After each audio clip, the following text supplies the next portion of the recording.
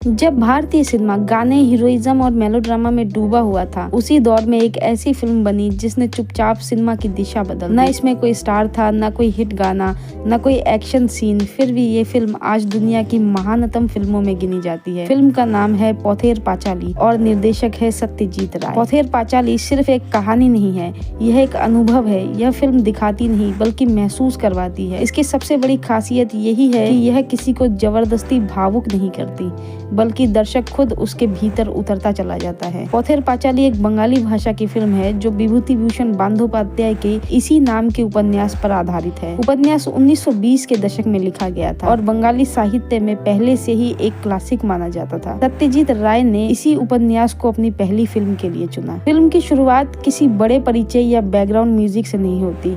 Camera सीधे हमें बंगाल के एक छोटे से गांव निश्चिंदीपुर में ले जाता है। समय है लगभग 1910 का। यही रहता है हरिहर राय का परिवार। हरिहर एक गरीब ब्राह्मण है। वह कभी कभी पुजारी का काम करता है, लेकिन असल में वह खुद को एक कवि और नाटककार मानता है। उसकी सोच उसकी हैसियत से कहीं बड़ी है। वह मानता है कि एक दिन उसकी किस्मत बदलेगी, लेकिन जमीन पर हालात बिल्कुल उलट है। हरिहर की पत्नी सर्वजया घर की असली रीढ़ है। वो भावुक कम और व्यवहारिक ज्यादा है। उसे सपनों से ज्यादा पेट की चिंता है। 2 बच्चों की परवरिश, घर का काम और रोज की तंगी सब उसी के कंधों पर है। उनकी बेटी दुर्गा थोड़ी चंचल है, जिद्दी है और जिंदगी को खुलकर जीती है। यहाँ कोई भव्यता नहीं है, सिर्फ मिट्टी, टूटी दीवारें, सूखे पेड़ और एक जर्जर सा घर। छोटा बेटा अप्पू अभी दुनिया को समझना सीख रहा है। अप्पू की आंखों से हम पूरी फिल्म देखते हैं, लेकिन फिल्म कभी ये नहीं कहती कि यह सिर्फ बच्चे की कहानी है। घर में इनके साथ रहती है हरिहर की विधवा बूढ़ी चचेरी बहन इंदिर ठकुरुन। वह गरीब है, बीमार रहती है और अक्सर भूखी रहती है। कभी कभी वह रसोई से थोड़ा खाना उठा लेती है। यही बात सर्वजया को सबसे ज्यादा खलती है। सर्वजया इंदिर ठकुरुन को बोझ समझने लगती है। उसके लिए हर अतिरिक्त इंसान एक पेट है। लेकिन दुर्गा इंदिर से बहुत जुड़ी होती है।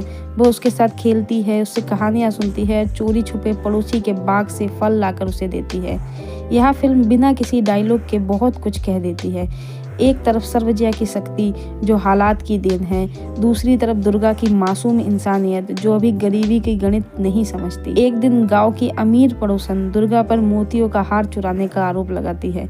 दुर्गा मना करती है, लेकिन शक सिर्फ उस पर नहीं रुकता, बात सर्वजया तक पहुंचती है। यह सीन बहुत छोटा है, लेकिन फिल्म का एक अहम मोड़ है। यह फिल्म साफ कर देती है कि गरीबी सिर्फ पैसों की कमी नहीं है, यह शक, अपमान और बेइज्जती भी है। इन सब के बावजूद दुर्गा और अप्पू अपने बचपन को जीते हैं। वे बायोस्कोप देखते हैं, मिठाई बेचने वाले के पीछे दौड़ते हैं, गांव में होने वाला जात्रा देखते हैं। यह सीन बहुत साधारण लगते हैं, लेकिन यही फिल्म की सांस है। सबसे खास सीन वह है जब दोनों बच्चे खेत के पीछे दौड़ते हुए पहली बार ट्रेन देखते हैं। दूर से आती ट्रेन की आवाज़ उनके लिए किसी अजूबे से कम नहीं। यह ट्रेन सिर्फ एक मशीन नहीं, बल्कि उस दुनिया का संकेत है जो गांव से बाहर है। गांव में काम के कोई मौके नहीं बचते। हरिहर फैसला करता है कि वह शहर जाएगा। वह सर्वजया से वादा करता है कि पैसे कमाकर लौटेगा और घर की हालत सुधारेगा। सर्वजया को भरोसा नहीं है, लेकिन विकल्प भी नहीं है। उसके जाने के बाद घर की हालत और बिगड़ जाती है। पैसों की कमी बढ़ती जाती है। सर्वजया का स्वभाव और कठोर हो जाता है। इंदिर ठकुरुन के साथ उसका व्यवहार और खराब होता चला जाता है। एक दिन सर्वजया और इंदिर के बीच खुला टकराव हो जाता है। इंदिर घर छोड़ देती है। उसी दिन दुर्गा और अप्पू ट्रेन देखने खेत की तरफ दौड़ते हैं। पीछे बीमार इंदिर अकेली घर लौटती है और थोड़ी देर बाद उसकी मौत हो जाती है। ये सीन बिना किसी ड्रामे के दिखाया जाता है। न रोना, न चीखना, बस एक सन्नाटा। इंदिर ठकुरुन की मौत के बाद घर में पहले से मौजूद सन्नाटा और गहरा जाता है। हरिहर अभी भी शहर से नहीं लौटा। सर्वजया अब पूरी तरह अकेली पड़ चुकी है। उसे घर चलाना है, बच्चों को पालना है और भविष्य को लेकर डर भी उसी को झेलना है। मॉनसून का मौसम शुरू होता है। एक दिन दुर्गा भारी बारिश में भीग जाती है। वह बारिश में खेलती, नाचती है, जैसे उसे अपने आसपास की परेशानियों से कोई मतलब ही ना हो। लेकिन उसी बारिश के बाद उसकी तबीयत बिगड़ने लगती है। पहले हल्का बुखार, फिर तेज सर्दी और फिर हालत लगातार खराब होती जाती है। सर्वजया घरेलू इलाज करती है, लेकिन घर में न पैसा है, न दवा, न कोई सहारा। उसी रात एक भयानक तूफान आता है। तेज हवा, मूसलाधार बारिश और टूटता हुआ घर, सब कुछ मिलकर माहौल को और डरावना बना देता है।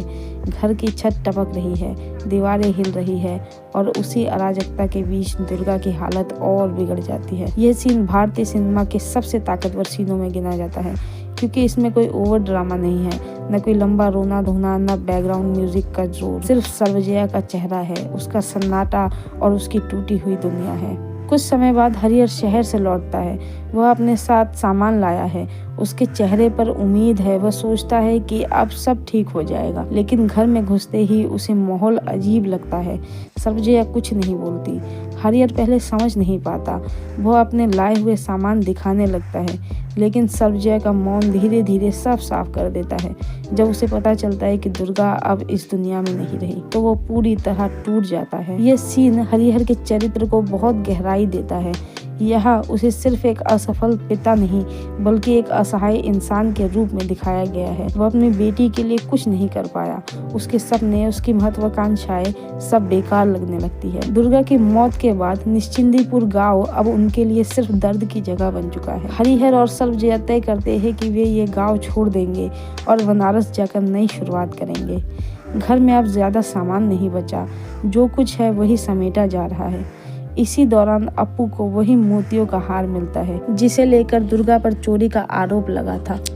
अब तक साफ हो चुका है कि दुर्गा ने ही वो हार चुराया था, लेकिन उसने कभी स्वीकार नहीं किया। अप्पू बिना कुछ कहे वो हार उठाता है और तालाब में फेंक देता है। यह सीन अप्पू के बचपन के खत्म होने का संकेत है। वो पहली बार किसी नैतिक फैसले को समझता है। अंत में परिवार बैलगाड़ी पर बैठकर गांव छोड़ देता है। कैमरा पीछे छूटे हुए घर पर रुकता है। उसी खाली घर में एक सांप रेंगता हुआ दिखाई देता है। जीवन आगे बढ़ चुका, लेकिन घर अब सिर्फ एक खोल बनकर रह गया है।